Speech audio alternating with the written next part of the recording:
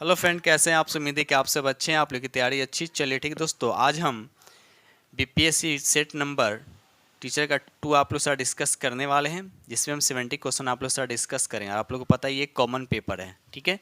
ये common paper है 6 to 12 के लिए, ठीक है। चलिए तो वीडियो को लास्ट तक बने रहिएगा। जो फ्रेंड चैनल पहली बार विजिट कर रहे हैं, चैनल को सब्सक्राइब कर लिए और साथ में बेल आइकन को प्रेस करना नहीं भूलिएगा, ठीक है। तो स्टार्ट करते हैं हम लोग क्वेश्चन नंबर फर्स्ट। देखिए यहाँ पर सबसे पहले दे रखा आपका लैंग्वेज पेपर दे रखा, ठीक है। तो पहले क्या करना है, यहाँ पर देखिए 1 से 3 तक आपको दे रखा क्वेश्चन, जो पैसेज के अकॉर्डिंग पैसेज को पढ़ना है, ठीक है। पैसेज को पढ़ने के बाद इसका आंसर देना है, ठीक है। तो पैसेज को पढ़ लीजिएगा, उसके बाद नीचे आपको क्वेश्चन दे रखा है यहाँ पे। चलिए तो यहाँ पर क्वेश्चन नंबर यहाँ पर 1 कहता है कि what is the primary object of Chandrayaan 3 according to the passage. इसका राइट आंसर आपका 2 हो जाएगा। टू इन्वेस्टिगेट द मून, इसका राइट आंसर हो जाएगा। चलिए अगला प्रश्न देखिए, क्वेश्चन नंबर यहाँ पे 2, what technology advancements are emphasised in Chandrayaan 3। तो यहाँ पे 2 का राइट आंसर आपका यहाँ पर बी हो जाए, एडवांसमेंट्स इन स्पेस टेक्नोलॉजी जो है इसका राइट आंसर हो जाएगा। आगे बढ़ते हम लोग। तो ये तीनों क्वेश्चन जो पैसेज के अकॉर्डिंग पैसेज पढ़ेगा, उसके बाद इसका आंसर करना है।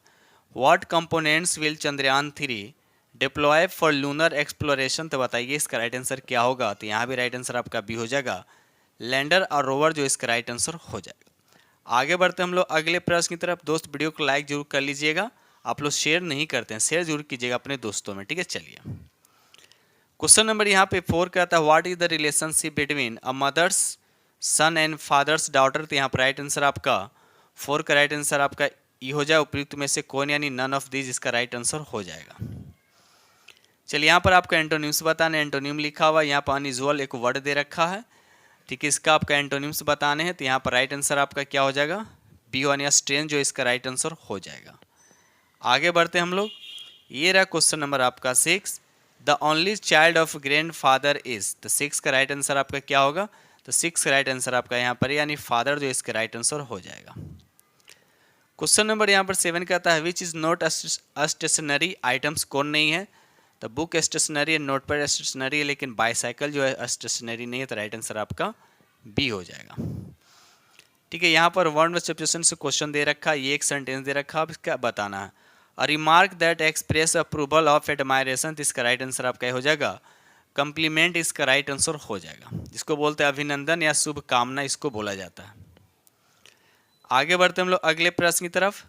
चलिए यहाँ से आपका हिंदी स्टार्ट हो रहा है। तो हिंदी में 9 क्वेश्चन कहता है संयुक्त स्वर कौन सा है। तो यहाँ पर राइट आंसर आपका ये हो जाएगा ए और ए जो है आपका संयुक्त स्वर है, ठीक है। चलिए क्वेश्चन नंबर यहाँ पे 10 कहता है ख और घ जो है ध्वनि किस प्रकार के। तो ये महाप्राण, किस तरह का ध्वनि है, तो ये महाप्राण ध्वनि, याद रखिएगा। आगे बढ़ते हम लोग क्वेश्चन नंबर यहाँ पे 11, निम्नलिखित में कौन सा भाषा आर्य भाषा में शामिल नहीं है। तो तुर्की भाषा जो है ये आर्य भाषा में शामिल नहीं है। ये रहा अगला प्रश्न क्वेश्चन नंबर यहाँ पे 12, निम्नलिखित में भाववाचक संज्ञा कौन है। तो मित्रता, मित्र से बना है, मित्रता जिसको बोलते हैं फ्रेंडशिप भी कहा जाता है। ये क्या एब्स्ट्रैक्ट नाउन है, यानी इसको बोलते हैं हम लोग भाववाचक संज्ञा। राइट आंसर आपका ए हो जाएगा। क्वेश्चन नंबर यहाँ पे 13 कहता है कि राम ने रोटी खाई, कौन से कारक हैं। तो यहाँ पर देखिए ने दे रखा है, यानी कर्ता कारक, इसका राइट आंसर हो जाएगा। आगे बढ़ते हम लोग। क्वेश्चन नंबर यहाँ पे 14 कहता है निम्नलिखित में कौन यम स्वर संधि है। तो यहाँ पे यद्यपि जो दे रखा है ये यम स्वर संधि का एग्जाम्पल है। तो राइट आंसर आपका यहाँ पे ए हो जाएगा। क्वेश्चन नंबर यहाँ पे 15 कहता है निम्नलिखित में कौन दांत ध्वनि नहीं है।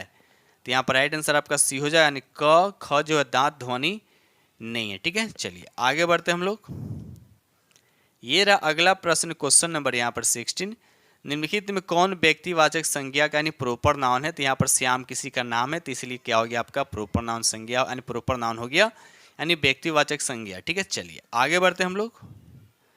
ये रहा अगला प्रश्न क्वेश्चन नंबर यहाँ पर 17 कहता है निम्नलिखित में से कौन सा अन्य पुरुष सर्वनाम है, कौन सा अन्य पुरुष सर्वनाम है। तो इसका राइट आंसर आपका ये हो जाएगा वह और वे जो है इसका राइट आंसर हो जाएगा। आगे बढ़ते हम लोग अगले प्रश्न की तरफ। चलिए रहा क्वेश्चन नंबर आपका 18 से। देखिए यहाँ पर आपको दे रखा 18 में इसमें बताना आपका शुद्ध वाक्य बताना है, ठीक है। तो यहाँ पर 18 का पहला ही वाक्य आपको दे रखा, रेलवे के कई कर्मचारियों की गिरफ्तारी हुई है, ये आपका क्या शुद्ध वाक्य है। ठीक है, चलिए क्वेश्चन नंबर यहाँ पे 19 कहता है इस काल, हाँ क्वेश्चन नंबर 19 में भी बताना इसमें शुद्ध वाक्य कौन सा है। तो यहाँ पर राइट आंसर आपका क्या हो जाएगा, बी हो जाएगा। इस समय आपकी अवस्था 40 वर्ष की, कितनी है 40 वर्ष की, तो ये आपका सेंटेंस, ये वाक्य आपका शुद्ध है। आगे बढ़ते हम लोग क्वेश्चन नंबर 20 कहता है निम्नलिखित में इच्छा का पर्यायवाची कौन सा था। अभिलाषा भी है, मनोरथ भी है, आकांक्षा भी है, तो राइट आंसर आपका यहाँ पर डी हो जाएगा। ठीक है, क्वेश्चन नंबर यहाँ पे 21 कहता है निम्नलिखित में उपयोग, देखिए उपयोग जो दे रखा है इसका भी प्रतार्थक शब्द बताना है, तो सी इसका राइट आंसर हो, यानी दुरुपयोग जो इसका राइट आंसर हो जाएगा। क्वेश्चन नंबर 22 कहता है जिसकी 4 भुजा हैं उन्हें एक शब्द में क्या कहा जाता है, तो इसका राइट आंसर आपका ये हो जाएगा चतुर्भुज, इसका राइट आंसर हो जाएगा। क्वेश्चन नंबर यहाँ पे 23 कहता है कि अनूठा दिखाना मुहावरा का क्या अर्थ होता है, तो यहाँ पर राइट आंसर आपका ये हो जाएगा समय पर धोखा देना, इसका राइट आंसर हो जाएगा। ठीक है, चलिए आगे बढ़ते हैं हम लोग। क्वेश्चन नंबर 24 कहता है पानी वर्षा कौन सा वाक्य है। पानी वर्षा जो कौन सा वाक्य है, तो इसका राइट आंसर आपका हो जाएगा सरल वाक्य, इसका राइट आंसर हो जाए। ठीक है, चलिए क्वेश्चन नंबर यहाँ पर 25 कहता है निम्नलिखित में कौन कर्मधारय समास से, कौन कर्मधारय समास है, तो इसका राइट आंसर आपका सी हो जाएगा पीताम्बर जो है, इसका राइट आंसर हो, यानी पीताम्बर जो है इसका राइट आंसर हो जाएगा। चलिए रहा अगला प्रश्न क्वेश्चन नंबर यहाँ पे 26 कहता है निम्नलिखित में कौन समास के भेद है, बताना इसमें कौन जो समास के भेद है, तो इसका राइट आंसर आपका ये हो जाएगा अवयवी भाव जो समास के भेद है। ठीक है, चलिए क्वेश्चन नंबर यहाँ पे 27 कहता है आपको बताना है उपसर्ग, यानी परिमाण जो लिखा है इसमें उपसर्ग बताना। उपसर्ग क्या होता है, किसी भी शब्द के पहले होता है, जैसे परि जोर मान, यानी परि जो होगी आपका उपसर्ग, एक साथ साथ होता है प्रत्यय, प्रत्यय क्या होता है किसी भी शब्द के अंत में लगता है। क्वेश्चन नंबर 28 कहता है निम्नलिखित में कौन अरबी भाषा का शब्द है, इसमें बताना है कौन अरबी भाषा का शब्द है, तो असर और आखिर जो अरबी भाषा के शब्द, इसलिए राइट आंसर आपका यहाँ पे डी हो जाएगा। आगे बढ़ते हम लोग अगले प्रश्न की तरफ। क्वेश्चन नंबर यहाँ पे 29 कहता है निम्नलिखित में कौन फारसी शब्द, आपको बताना है कौन इसमें फारसी शब्द है, तो इसका राइट आंसर आपका हो जाएगा आबरू जो है ये फारसी शब्द, याद रखिएगा। चलिए क्वेश्चन नंबर 30 कहता है निम्नलिखित में कौन अवयव का भेद, यानी क्रिया विशेषण जो अवयव का भेद है। ठीक है दोस्त, तो इस तरह से यहाँ पर हमने आप लोग के साथ 30 लैंग्वेज पेपर डिस्कस किया। अब यहाँ से सामान्य अध्ययन आपको स्टार्ट हो रहा है। ठीक है, जिसमें आपको 40 क्वेश्चन डिस्कस करेंगे। देखिए क्वेश्चन नंबर पहला ही दे रखा, आपको मैथ दे रखा है। कहता है रिसान किसी काम का 2/5 भाग 20 दिन में करता है, मीनू 70 दिनों में 70% काम कर सकता है, और समन जो है 16 दिन में 1/4 काम करता है, तो कौन सबसे पहले काम को पूरा करेगा। ठीक है, चलिए देखिए रिसान है तो इसको आर से कोडिंग कर दिया, तो देखिए 2/5 भाग जो है 20 दिन में करता है, तो पूरा काम कितना दिन में करेगा, 5 से इसमें मल्टीप्लाई कर देंगे तो 100 हो जाएगा, 2 से डिवाइड कर देंगे यानी 50 दिन में। ठीक है, उसी तरह से देखिए मीकू है तो मीकू के लिए एम कोडिंग कर दिया। देखिए 70 दिन में 70%, 70% का मतलब 7/10 होता है। इसको क्या करना है, यहाँ पर अगर हम 70 ऐसे तो 70 से इसमें क्या होगा मल्टीप्लाई हो जाएगा, तो 700 हो जाएगा। 7 से फिर क्या करेंगे डिवाइड करेंगे, यानी 100 दिन आए, कितना दिन आएगा आपका 100 दिन आएगा। समन, तो समन के लिए एस कोडिंग कर दिया। समन जो है 16 दिन में 1/4 काम करता है। ठीक है, तो 16 दिन में एक तो पूरा काम कितना है 16 चौका 64 दिन में। तो देखिए सबसे कम समय कौन ले रहा है काम को करने में, कौन आर, यानी आर का मतलब रिसान, तो राइट आंसर आपका यहाँ पर ए हो जाएगा। ठीक है, चलिए क्वेश्चन नंबर यहाँ पे 32 कहता है कि एक स्कूल में प्रत्येक कक्षा में छात्रों की संख्या 20 है। नए छात्रों की भर्ती के बाद 5 नए कक्षा प्रारंभ किए गए, अब कुल कक्षा की संख्या कितना हो गया 16 हो गया। प्रत्येक कक्षा में 22 छात्र हैं, तो भर्ती किए गए नए छात्रों की संख्या ज्ञात करना। ठीक है, देखिए इसको कैसे बनाते हैं, 5 नए कक्षा बढ़ गया, बढ़कर कितना हो गया 16, इसका मतलब पहले कितना था, पहले कक्षा 11 था, तो 11 प्रत्येक कक्षा में 20 छात्र थे, 20 में 11 से मल्टीप्लाई करेंगे तो कितना 11 दूना 22, यानी 220 छात्र पहले थे। लेकिन छात्र की क्या हुआ वृद्धि हुआ, तो वृद्धि हुआ तो अब कक्षा हो गया 16 और प्रत्येक कक्षा में 22, तो 16 गुने 22, 16 गुने 22 जब गुना कीजिएगा तो यहाँ पर आएगा आपका 352 आएगा, कितना आएगा 352 आएगा। तो नए छात्र कितना आता है 352 में से 220 को जब माइनस करेंगे तो 132 आएगा। तो राइट आंसर आपका यहाँ पर बी हो जाएगा। ठीक है, चलिए ये रहा अगला प्रश्न, क्वेश्चन नंबर यहाँ पे 33 कहता है, देखिए आपको इसको सॉल्व करना है। इसको जनरली आप सॉल्व करते हैं, कर सकते हैं इसे 1/6। उसके बाद ये कितना हो जाएगा आपका 8 4 4 तिहाई 12 हो जाएगा, 8 तिहाई कितना होगा 24 हो जाएगा, फिर यहाँ पर कितना होगा 16, तो 16 तिहाई कितना होगा 48। बस इसको एलसीएम लेकर सॉल्व कर लीजिए तो राइट आंसर आपका यहाँ पर उपयुक्त में से कोई नहीं आएगा, यानी इसका आंसर कितना आएगा 47/48 आएगा। ठीक है, चलिए ये रहा अगला प्रश्न, देखिए क्वेश्चन नंबर यहाँ पे 34 कहता है कि 60 लीटर वाले 1 बिलियन में दूध और पानी का अनुपात 5:1 है। तो मिल्क की बात कर रहा था, मिल्क हो गया, वाटर हो गया, यानी 5 अनुपात कितना है 1 है। कहता है बिलियन में दूध और पानी का अनुपात 5:3 करने के लिए कितना लीटर पानी और मिलाने की आवश्यकता है, यानी 5:3 करने के लिए कितना लीटर पानी और मिलाएंगे। देखिए पानी मिलाने की बात क्या, यानी दूध का मात्रा क्या होना चाहिए, कांस्टेंट होना चाहिए। तो यहाँ भी 5 है तो यहाँ भी 5 है, कोई दिक्कत नहीं। कितना की पानी वृद्धि हुआ 2 यूनिट का, बात समझ में आए। अब देखिए ये 60 जो दे रखा है, ये दोनों का वैल्यू दे रखा है, यानी 5/1 कितना हो गया 5/1 6, यानी 6 का मान दे रखा आपका 60 दे रखा है। तो 2 का मान निकालना है, तो 2 से यहाँ पर मल्टीप्लाई 6 से कटेगा 10 बार में, 10 दूना कितना हो गया 20 लीटर। तो कितना पानी और मिलाया जाएगा, तो राइट आंसर आपका यहाँ पर सी हो जाएगा। ठीक है, चलिए बढ़ते हम लोग अगले प्रश्न की तरफ। चलिए रहा अगला प्रश्न, देखिए क्वेश्चन नंबर यहाँ पे 35 कहता है कि एक परीक्षा में 60% उम्मीदवार अंग्रेजी में अनुत्तीर्ण होता है और 50% हिंदी में। तो ये 2 सर्कल बना लेते हैं ऐसे, ये हो गया आपका इंग्लिश का, ये हो गया आपका हिंदी का। दोनों में 20% अनुत्तीर्ण होते थे, 20 को बीच में लिखेंगे। तो अंग्रेजी में कितना बचा 40, क्योंकि दोनों को जोड़ेंगे तो 60 आ जाएगा। हिंदी में 50, तो 20 यहाँ लिखा चुका तो 30 इधर हो गया। फिर कह रहा है कि दोनों विषय अंग्रेजी और हिंदी दोनों में उत्तीर्ण उम्मीदवारों का परसेंटेज बताएं, सबको ऐड कीजिए तो कितना आएगा 90 आएगा। तो 90% क्या हो गया फेल हो गया, यानी अनुत्तीर्ण हो गया। तो उत्तीर्ण कितना हो गया आपका 10%। हमें ठीक है 100% में से 90% माइनस करें तो 10%।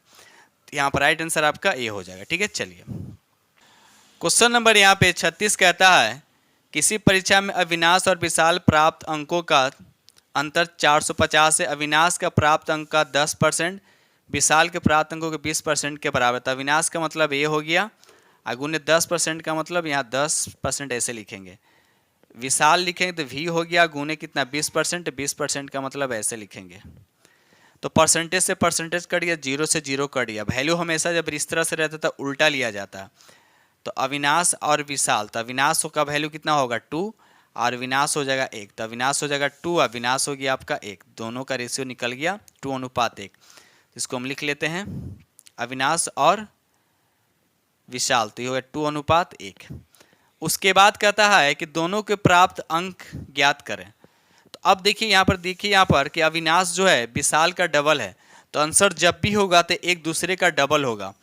तो 50 का 150 का डबल ये तो ये नहीं होगा, ये भी नहीं होगा। तो यहाँ पर ऑप्शन आपका क्या दिख रहा है बी दिख रहा है।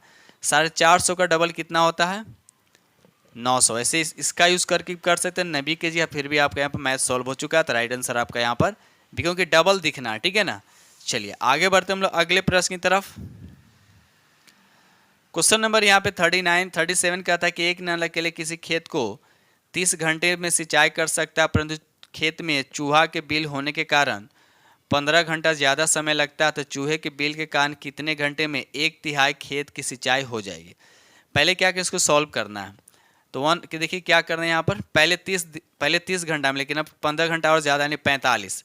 तो 1/30 माइनस 1 कितना 45 को सॉल्व कीजिएगा तो 1 कितना आएगा 90, यानी कुल मिलाकर कितना घंटा हो जाएगा। इसको उल्टेंगे तो 90 घंटा में। ठीक है, 90 घंटा में भरेगा। लेकिन कह रहा है कि उसका 1/3 का आंसर निकाला, तो 1/3 सिंचाई करने में कितना समय लगेगा। तो 90 में 1/3 का मतलब 1/3 से गुना कर दीजिए। तो यहाँ पर राइट आंसर आपका 30 घंटा, नहीं राइट आंसर आपका यहाँ पर ए हो जाएगा। ठीक है, चलिए आगे बढ़ते हम लोग अगले प्रश्न की तरफ। क्वेश्चन नंबर यहाँ पे 38 कहता है कोई मिश्रधन साधारण ब्याज की दर से मूलधन का क्या होता है 3 गुना हो जाएगा। जबकि वार्षिक ब्याज दर 25%। बिल्कुल हलवा क्वेश्चन यहाँ पर दे रखा है। तो आप लोग को पता है कि टाइम निकालने के लिए क्या होता है, ब्याज गुने समय, ब्याज गुने 100 और नीचे क्या होता है मूलधन गुने क्या हो जाएगा, दर हो जाएगा। तो यहाँ देखिए तीन मिश्रधन कितना हो जाएगा, 3 हो जाएगा। अब मूलधन कितना, 1, तो 3 में से 1 गया 2, तो 2 क्या हुआ आपका, 2 आपका ब्याज है, तो 2 गुने 100 हो जाएगा। नीचे क्या होगा मूलधन, तो मूलधन तो 1 हो गया और रेट दे रखा आपका 25%। 25 से इसको काटिए 4 बार में, तो 4 दूना 8 वर्ष इसका राइट आंसर हो जाएगा, यानी ऑप्शन आपका सी हो जाएगा। ठीक है, चलिए तो इस तरह से ये मैथ खत्म हो गया। अब यहाँ से फिर आपका सामान्य अध्ययन स्टार्ट हो रहा है। क्वेश्चन नंबर यहाँ पे 39 कहता है निम्नलिखित में कौन सा एक कारक नहीं है जो तरंग की गति को प्रभावित करता है। तो बताइए यहाँ पर 39 का राइट आंसर क्या हो जाएगा। तो यहाँ पर राइट आंसर आपका सी हो जाएगा, तरंग का आयाम जो है इसका राइट आंसर हो जाएगा। ये रहा अगला प्रश्न, देखिए क्वेश्चन नंबर यहाँ पर 40, बारूद निम्नलिखित में से किसका मिश्रण होता है, बताइए। तो इसमें गंधक भी होता है, पोटेशियम भी होता है, ठीक है। उसके बाद यहाँ पर पोटेशियम नाइट्रेट, तो यहाँ पर राइट आंसर आपका क्या हो जाएगा, डी हो जाएगा। पोटेशियम नाइट्रेट कितना पर 75% होता है। चारकोल भी इसमें होता है, चारकोल होता है 15%, ठीक है। और सल्फर जो होता है आपका 10%। ये सब चीज़ें याद रखिएगा, ठीक है। चलिए क्वेश्चन नंबर यहाँ पे 41 कहता है पानी की कठोरता को दूर करने के लिए किस रसायन का उपयोग नहीं किया जाता है। तो यहाँ पर राइट आंसर आपका ये हो जाए, उपयुक्त में से कोई नहीं इसका राइट आंसर हो जाएगा। आगे बढ़ते हम लोग अगले प्रश्न की तरफ। ये रहा क्वेश्चन नंबर आपका 42 कहता है प्रयोगशाला में सिल्वर नाइट्रेट को भूरे रंग की बोतलों में क्यों रखा जाता है। बताइए 42 का राइट आंसर, यहाँ पर राइट आंसर आपका ये हो जाएगा प्रकाश के मार्ग को रोकने के लिए। तो राइट आंसर आपका ए हो जाएगा। आगे बढ़ते हम लोग अगले प्रश्न की तरफ। क्वेश्चन नंबर यहाँ 43 कहता है इलेक्ट्रॉन का निम्नलिखित में से कौन रूप एंटी पार्टिकल होता है। तो यहाँ पर राइट आंसर आपका हो जाएगा पॉजिट्रॉन, जो है इसका राइट आंसर हो जाएगा, पॉजिट्रॉन इसका राइट आंसर हो जाएगा। चलिए अगला प्रश्न देखिए क्वेश्चन नंबर यहाँ पर 44 कहता है निम्नलिखित में कौन सा पौधों में आयरन की कमी का लक्षण है, बताइए। तो यहाँ पर राइट आंसर आपका 44 का राइट आंसर आपका ये हो जाएगा पत्तियों का पीला पड़ना, इसका राइट आंसर हो जाएगा। चलिए अगला प्रश्न देखिए क्वेश्चन नंबर 45 पाचन तंत्र में अग्न्याशय का क्या कार्य है। तो यहाँ पर राइट आंसर आपका सी हो जाएगा, रक्त में शर्करा यानी शुगर के स्तर को क्या करता है, कंट्रोल करता है। तो राइट आंसर आपका सी हो जाएगा। आगे बढ़ते हम लोग अगले प्रश्न की तरफ। क्वेश्चन नंबर यहाँ 46 कहता है किस प्रकार के कोशिका विभाजन से 2 समान संस्थित कोशिकाओं का निर्माण होता है। तो 46 का राइट आंसर आपका बी हो जाएगा, समसूत्रण इसका राइट आंसर हो जाएगा। आगे बढ़ते हम लोग अगले प्रश्न की तरफ। क्वेश्चन नंबर 47 कहता है शास्त्रीय रामानुजन पुरस्कार 2023 के लिए किसे चुना गया। तो यहाँ पर राइट आंसर आपका सी हो जाएगा, रुई की सियांग झांग को चुना गया। तो राइट आंसर आपका यहाँ पे सी हो जाएगा। यह पुरस्कार गणित के क्षेत्र में उनके उल्लेखनीय योगदान के लिए मान्यता देता है, याद रखिएगा। चलिए यानी रामानुजन पुरस्कार जो ये गणित से संबंधित है, याद रखिएगा। क्वेश्चन नंबर यहाँ पर 48 कहता है कि भौतिकी में नोबेल पुरस्कार 2023 से किसे प्रदान किया गया। तो यहाँ पियरे अगस्टिनो को प्रदान किया गया, फ्रेंच कॉच को भी दिया गया, एनी इल को भी दिया गया, इन तीनों को दिया गया। तो राइट आंसर आपका यहाँ पे डी हो जाएगा, ठीक है। चलिए क्वेश्चन नंबर 49 कहता है 19वें एशियन गेम्स 2023 में भारत ने हॉकी में कौन सा पदक जीता। तो ये स्वर्ण पदक जीता है, याद रखिएगा। स्वर्ण टोटल कितने स्वर्ण पदक जीता है, सबसे ज़्यादा किस खेल में स्वर्ण पदक जीता। तो निशानेबाज में कितना, तो 7 पदक, याद रखिएगा, ठीक है। चलिए आगे बढ़ते हम लोग अगले प्रश्न की तरफ। चलिए रहा क्वेश्चन नंबर आपका 50 कहता है कि हाल ही में गंगा डॉल्फिन को जलीय जीव किसने घोषित किया। तो उत्तर प्रदेश घोषित किया, याद रखिए उत्तर प्रदेश इसका राइट आंसर हो जाएगा। क्वेश्चन नंबर 51 कहता है भारत ने इजराइल हमास संघर्ष क्षेत्र से अपने नागरिकों को वापसी के लिए कौन सा अभियान प्रारंभ किया। तो यहाँ पर राइट आंसर आपका 51 का बी हो जाएगा, ऑपरेशन अजय जो है इसका राइट आंसर हो जाएगा, ठीक है। क्वेश्चन नंबर यहाँ 52 कहता है कि बिहार विश्वविद्यालय सेवा आयोग का अध्यक्ष किसे नियुक्त किया गया है। तो यहाँ पर राइट आंसर आपका बी हो जाएगा, गिरीश कुमार चौधरी को, याद रखिएगा। चलिए आगे बढ़ते हम लोग। क्वेश्चन नंबर यहाँ 53 कहता है भारत का औसत समुद्र तल का मापन निम्नलिखित में से किस स्थान से किया जाता है? तो यहाँ पर राइट आंसर आपका ई हो जाए। उपयुक्त में से कोई, तो किया कहाँ से जाता? तो चेन्नई से, याद रखिएगा चेन्नई से किया जाता है। क्वेश्चन नंबर 54 कहता है भारत का सबसे पूर्वी देशांतर निम्नलिखित में कौन सा? पूर्वी देशांतर की बात किया जाता है, यहाँ पर राइट आंसर आपका सी हो जाएगा 97 डिग्री 25 मिनट पूर्वी। ठीक है, अगर इसका पश्चिमी पूछा जाएगा तो 68 डिग्री 7 मिनट। अगर उत्तरी अक्षांश अगर पूछा जाएगा तो याद रखिएगा 8 डिग्री 4 मिनट उत्तरी अक्षांश से 37 डिग्री 6 मिनट उत्तरी अक्षांश, याद रखिएगा। ठीक है, चलिए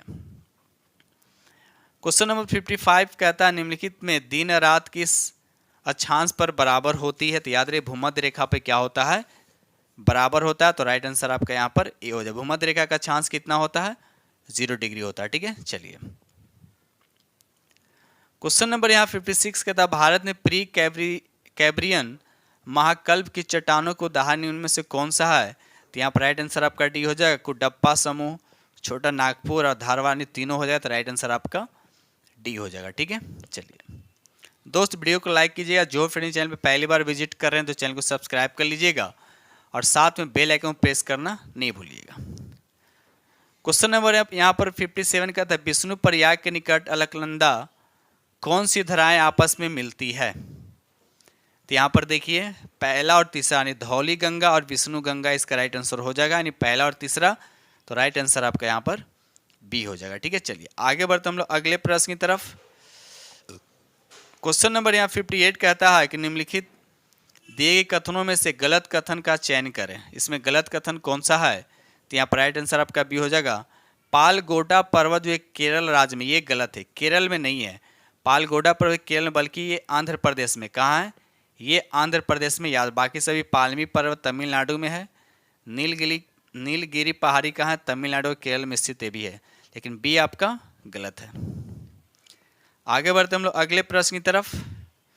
क्वेश्चन नंबर यहाँ 59 का था निम्नलिखित में अवसादी चट्टान से संबंधित कौन सा कथन आपका सत्य है?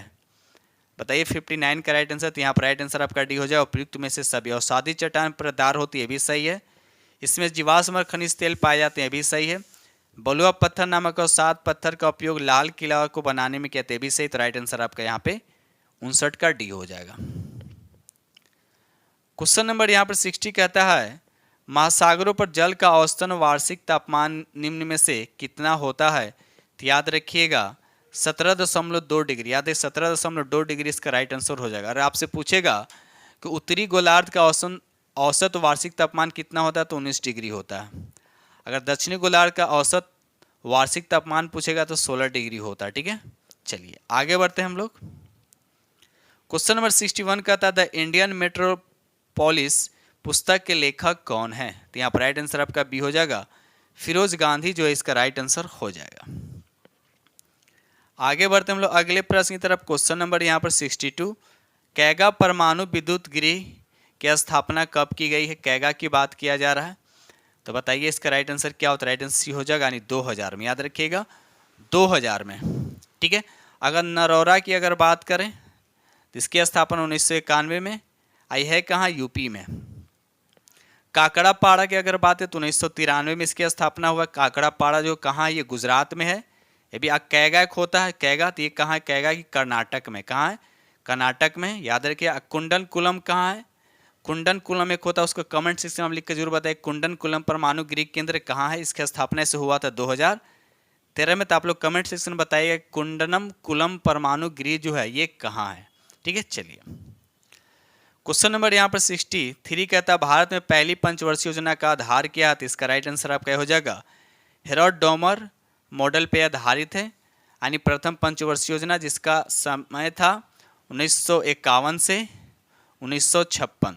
अगर हम द्वितीय पंचवर्षीय योजना की बात करें तो 1956 से 1900 कितना था? 61 था। 1956 से 1961 और किस मॉडल पे आधारित था? पीसी महालनोबिस मॉडल पे आधारित थी। ठीक है, चलिए क्वेश्चन नंबर यहाँ पर 64 का था अगर उनमें विद्रोहियों में से एक भी योग्य नेता निकला होता तो हमें सदा के लिए हार जाते। 1857 की विद्रोह के संबंध में उपयुक्त टिप्पणी किसने की? यहाँ पर राइट आंसर आपका भी हो जाएगा जॉन लॉरेंस, इसका राइट आंसर हो जाएगा। क्वेश्चन नंबर यहाँ पर 65 कहता है कि भारत में न्यायिक सेवा का जनक किसे कहा जाता है। न्यायिक सेवा का जनक किसे कहा जाता है, बताइए इसका राइट आंसर क्या होगा। तो यहाँ पर राइट आंसर आपका हो जाएगा वारेन हेस्टिंग, जो इसका राइट आंसर हो, याद रखिएगा वारेन हेस्टिंग जो इसका राइट आंसर हो जाएगा। ठीक है, चलिए आगे बढ़ते हम लोग अगले प्रश्न की तरफ। चलिए रहा अगला प्रश्न, देखिए क्वेश्चन नंबर यहाँ पे 66 कहता है निम्नलिखित में किसने पटना सिटी में पीर अली के नेतृत्व में हुए विद्रोह को दबाया था। तो यहाँ पर राइट आंसर आपका बी हो जाएगा कमिश्नर टेलर, जो इसका राइट आंसर हो जाएगा। आगे बढ़ते हम लोग। क्वेश्चन नंबर यहाँ पर 67 कहता है भारतीय राष्ट्रीय कांग्रेस का 37वां अधिवेशन जो गया में हुआ था, उस अधिवेशन की अध्यक्षता निम्नलिखित में किसने की थी। तो यहाँ पर राइट आंसर आपका सी हो जाएगा देश बंधु चित्तरंजन दास, जो है इसका राइट आंसर हो जाएगा। ठीक है, इसका 37वां अधिवेशन जो हुआ था गया में कब हुआ था, याद रखिएगा 1922 में। ठीक है, चलिए आगे बढ़ते हम लोग अगले प्रश्न की तरफ। क्वेश्चन नंबर यहाँ पर 68 कहता है निम्नलिखित घटनाओं को काल अनुक्रमान अनुसार व्यवस्थित कीजिए और नीचे दे कूट की सहायता से सही उत्तर का चुनाव करना। ठीक है, पहले कौन सा हुआ था। तो यहाँ पर देखा जाए तो प्रथम विश्व युद्ध 1918 में हुआ था। चौरा चौरी कांड कब हुआ था, चौरा चौरी कांड कब हुआ था, तो 1922 में, ये 1919 में। और मोपला विद्रोह की बात है 1921 में। तो सबसे पहले 1918 यानी प्रथम विश्व यानी 4 पहले होगा, तो 4 के बाद कौन आएगा आपका 2 आएगा। तो 4 के बाद 2, यहाँ पर देखिए राइट आंसर आपका यहाँ पे सी पे जा रहा है। ठीक है, बाकी मिला लीजिएगा आप लोग। चलिए क्वेश्चन नंबर यहाँ पर 69 कहता है बिहार के किस जिले में असहयोग आंदोलन के दौरान झंडा कांड हुआ था। कैसा झंडा कांड हुआ था, तो बताइए यहाँ पर राइट आंसर। तो राइट आंसर आपका सी हो जाएगा भागलपुर, 69 का राइट आंसर आपका भागलपुर हो जाएगा। और कब हुआ था, तो फरवरी में हुआ था 1922 में। ठीक है, चलिए क्वेश्चन नंबर यहाँ 70 कहता है किस बौद्ध संगीति के अनुशासन को लेकर मतभेद के कारण बौद्ध संघ स्थावीर एवं महासंघिक में विभाजित हो गया था। बताइए इसका राइट आंसर। राइट आंसर आपका बी हो जाएगा द्वितीय, याद है कि द्वितीय किस द्वितीय संगीति का आयोजन काला शोक के समय होता है, याद रखिए काला शोक। देखिए बौद्ध संगीति कितना हुआ था, 4 हुआ था। याद करने तरीका किसके किसी शासन काल में था, अ का अक, अ का एक कोडिंग है, अ से होगा अजातशत्रु, क से होगा काला शोक, फिर अ आया तो अ से अशोक हो जाएगा, क से कनिष्क हो जाएगा, लास्ट में कनिष्क होता है। ठीक है, ठीक दोस्तों, इस तरह से हमने आप लोगों के साथ 70 क्वेश्चन जो कॉमन पेपर है BPSC Bihar teacher practice set, ठीक है, और ये टूरिया द्वारा ये प्रकाशित बहुत ही अच्छी बुक है। ठीक है दोस्तों, इसी के साथ हम वीडियो करते हैं समाप्त। और जो फ्रेंड चैनल पर पहली बार विजिट कर रहे हैं तो चैनल को सब्सक्राइब कर लीजिएगा और साथ में बेल आइकन को प्रेस करना नहीं भूलिएगा। इसका पीडीएफ चाहिए तो टेलीग्राम से जुड़ जाइए। टेलीग्राम का लिंक जो इस वीडियो के डिस्क्रिप्शन में टेलीग्राम का लिंक दे दिया गया। ठीक है।